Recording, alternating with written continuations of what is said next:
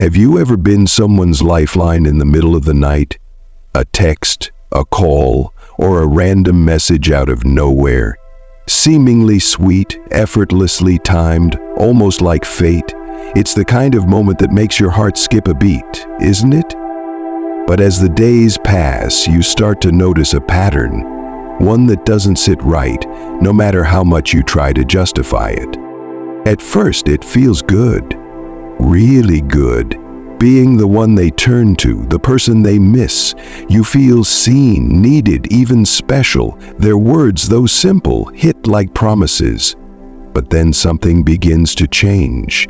Or maybe it was always this way and you're just now noticing. They only appear when they want something, attention, comfort, validation. They vanish just as quickly, leaving you alone with questions, doubts, and a weight you can't explain. What's worse is how easy it is to convince yourself that this time is different.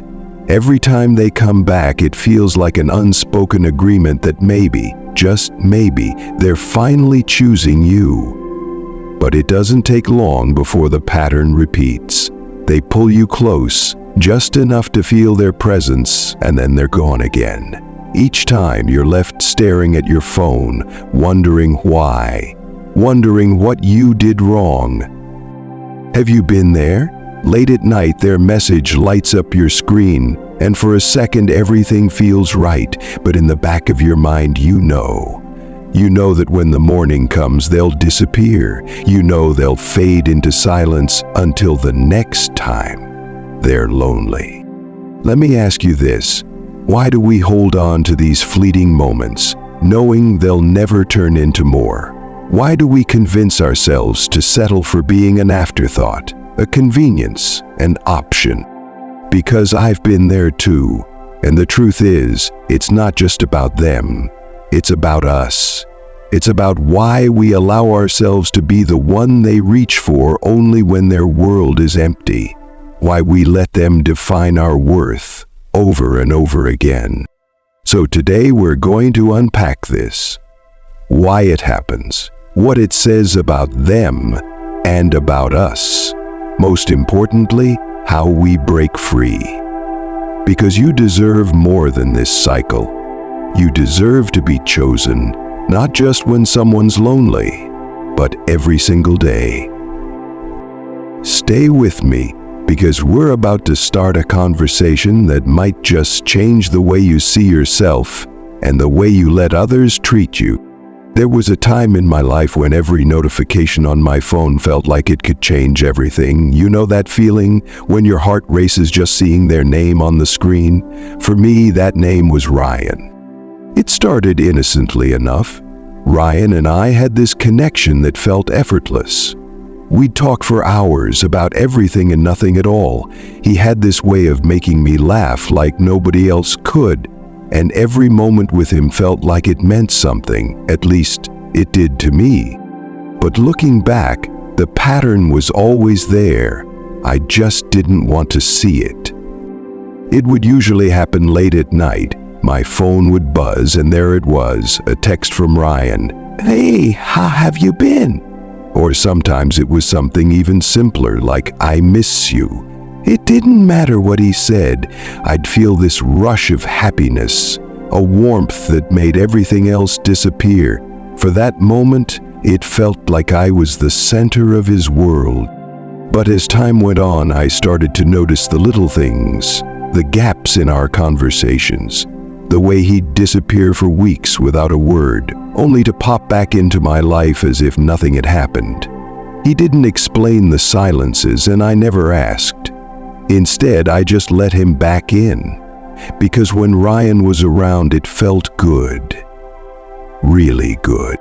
At first, I told myself it was just how he was. He was busy, distracted, maybe even scared of his own feelings. I gave him every excuse I could think of because I wanted so badly to believe that he cared about me the way I cared about him. But the truth was, Ryan didn't care about me, not really. He cared about the comfort I gave him, about the way I listened when he needed to vent, or the way I made him feel like he wasn't alone. I remember one night so clearly. It was just after midnight, and my phone lit up with his name. "Hey, you up?" It was such a simple message, but it sent my heart racing. I was already half asleep, but I couldn't resist. I grabbed my phone, texting back almost immediately, "Yeah, what's up?" We ended up talking for hours that night. He told me about how stressed he was at work, how he felt like everything in his life was falling apart. I listened like I always did, reassuring him that things would get better, that he wasn't alone. And in that moment, I felt so close to him, like I was the only person who really understood him. But when the sun came up, he was gone again. No good morning text, no follow-up, just silence. And as the hours turned into days, I realized it wasn't the first time this had happened. It was just the first time I was letting myself see it for what it was. Ryan didn't miss me. He missed the way I made him feel. He didn't want me. He wanted the comfort of knowing someone would always be there for him when he was lonely. And the worst part? I let him, over and over again. I wish I could say I saw it coming, but the truth is I didn't. Every time he came back, I convinced myself that it meant something, that he was finally choosing me, that I was enough for him. But it was never about me. One night, after another one of his "I miss you" texts, I sat there staring at my phone, something inside me shifting. I wanted to reply, I almost did, but something stopped me. I thought about all the times he'd done this before, all the times I'd let myself believe his words only to end up in the same place, alone, confused, and wondering what I did wrong. That's when it hit me. It wasn't about what I was doing wrong. It was about what I was accepting. Ryan wasn't choosing me because he wanted to be with me. He was choosing me because I was easy to come back to, because I never said no, because I made it too easy for him to walk in and out of my life whenever he felt like it. It's such a painful thing to realize, isn't it? You give so much of yourself to someone, hoping it will be enough to make them stay, only to find out they were never really yours to begin with. And I know I'm not alone in this. Maybe for you it wasn't someone named Ryan. Maybe it was someone else, with their late-night texts and empty reassurances. Someone who made you feel special one moment and invisible the next. It's a cycle that so many of us get caught in. The hope, the doubt, the heartbreak. You start to feel like you're chasing something that's always just out of reach, and no matter how much you give, it's never enough to make them stay. I held on for far too long, hoping, waiting, convincing myself that if I could just be patient, if I could just be better, he'd see my worth. But the truth is, Ryan already saw it. He just didn't value it. I remember the exact moment it all clicked for me. It wasn't a big dramatic event. There was no argument, no grand betrayal. It was quiet, almost too quiet. I was sitting alone, staring at the last text he'd sent me, and for the first time, I didn't feel that rush of happiness. I didn't feel anything at all. Just emptiness. And in that emptiness, a question started to form. Why am I letting myself be someone's option when I deserve to be someone's priority? That question changed everything for me. It wasn't an easy journey, it never is, but it was the start of something I never thought I'd have: clarity. Because if you've ever been in this situation, you know how it feels. The heartbreak, the confusion, the endless cycle of hope and disappointment. But you also know there's a part of you, no matter how small, that's screaming for more, for better, for love that doesn't make you question your worth. And that's what I want to talk about today. Because this isn't just about Ryan, whoever it is in your life. This is about us, about why we stay, why we settle, and how we can finally break free. Because you deserve so much more than being someone's option, and it's time to start believing that. So why does this happen? Why do some people seem to only reach out when they're lonely, leaving you to feel like you're just filling a void rather than being truly wanted? It's a question I wrestled with for a long time, and understanding the answer changed everything for me. Let's start with the emotional needs behind this kind of behavior. Emotional needs and validation.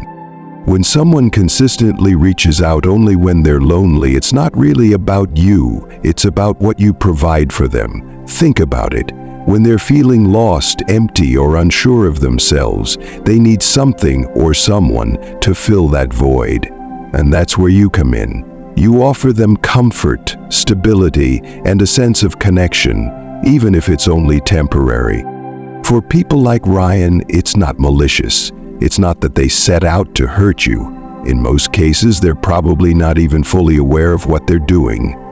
But their actions are driven by their own emotional needs. Maybe they feel unworthy of real intimacy. Maybe they're afraid of being alone. Or maybe they've learned to rely on others for validation instead of finding it within themselves. But here's the thing. While they're meeting their needs, yours are being completely neglected. You're giving and giving, hoping that one day they'll see your worth, but instead you're left feeling empty.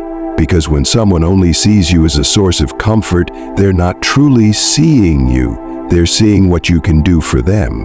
And that's a painful realization to come to. The hot and cold behavior. Now let's talk about the hot and cold behavior. You know the pattern. One moment they're all in, texting you, calling you, making you feel like the center of their world. And then, without warning, they pull away. They disappear. And you're left wondering what went wrong. Psychologically, this kind of behavior often comes from a place of fear. Fear of commitment, fear of vulnerability, fear of being hurt. For someone like Ryan, it's easier to dip in and out of a connection than to fully invest in it. When they're feeling lonely or vulnerable, they reach out because they crave the emotional safety you provide. But as soon as they start to feel too close, too exposed, they retreat. It's a defense mechanism. They're trying to protect themselves from getting hurt, but in doing so, they end up hurting you instead. And the push and pull dynamic? It's exhausting. One day you feel like you're everything to them. The next, you feel like nothing. It's a roller coaster that leaves you doubting your worth and questioning what you're doing wrong. Attachment styles and emotional unavailability. To go a little deeper, let's briefly talk about attachment styles.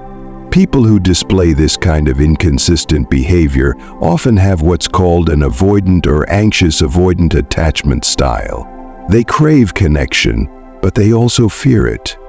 They want to be close to someone, but the moment it starts to feel too real, they panic. On the other hand, if you're drawn to someone like this, it's possible that you have an anxious attachment style. You want closeness, you want reassurance, and you're willing to hold on to even the smallest signs of affection, even when they're not enough. This dynamic can create a toxic cycle. The more they pull away, the more you chase, and the more you chase, the more they pull away. It's a game of emotional tug-of-war that nobody wins. What this means for you. So where does this leave you? If you've been in this situation or if you're in it right now, it's easy to start blaming yourself. You wonder, am I not enough? What did I do wrong? Why can't they just choose me the way I choose them? Let me tell you something that took me a long time to learn. This isn't about your worth. Their behavior isn't a reflection of who you are. It's a reflection of their own unresolved issues. People like Ryan aren't choosing you because they're not in a place to choose anyone. Not fully. They haven't done the work to understand themselves, to heal, to show up in a relationship in the way you deserve. And the problem is, when you're in the middle of it, it's hard to see that. You start to internalize their actions as a sign that you're not good enough. But that couldn't be further from the truth. The emotional toll, I want to take a moment to acknowledge the toll this takes on you. The confusion, the frustration, the heartbreak, it's real and it's heavy. It wears you down, slowly but surely, until you start to lose sight of yourself. You begin to question your value, your standards, your instincts. You shrink yourself, trying to fit into the version of you that you think they want. You tell yourself, if I can just be more patient, more understanding, more whatever they need, then maybe they'll stay. But the truth is, no matter how much you give, it will never be enough for someone who hasn't figured out how to show up for themselves. Normalizing your feelings. Here's what I want you to know. You're not alone in this. So many of us have been in your shoes, feeling stuck in a cycle we don't know how to break. And it's okay to feel hurt. It's okay to feel angry, confused, or even ashamed for staying as long as you have. But you don't have to stay. You don't have to keep accepting breadcrumbs when you deserve the whole loaf. This isn't about blaming them or blaming yourself. It's about understanding the dynamics at play so you can make a choice. A choice to prioritize your needs, your happiness, and your self-worth. And that's the next step, isn't it? Recognizing the patterns, acknowledging the pain, and deciding to move forward. Because you deserve so much more than being someone's emotional safety net. You deserve love that is consistent, intentional, and real. This is where the shift begins, from feeling like an option to realizing you are the priority, from chasing their validation to standing firm in your own worth. And trust me, when you start to see things clearly, everything changes.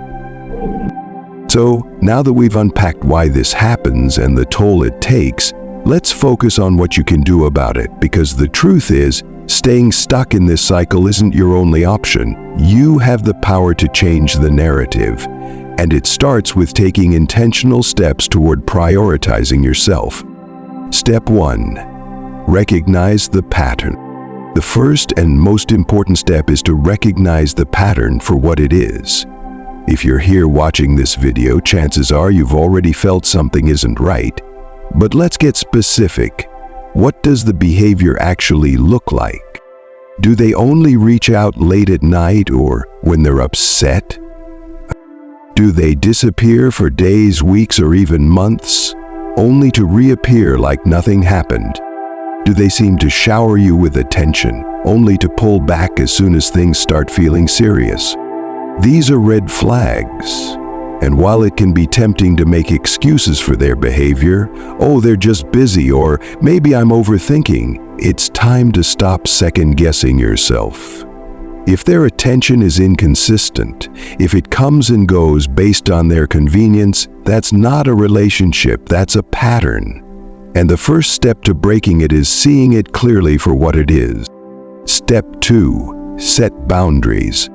Once you've recognized the pattern, the next step is setting boundaries. This is where you start taking back control. Because here's the thing, you have every right to decide how people treat you and how much access they have to your time and energy. And so, how do you set boundaries? Here are some examples.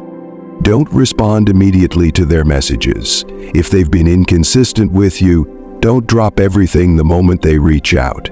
Take a moment to pause and ask yourself, do I really want to engage with this?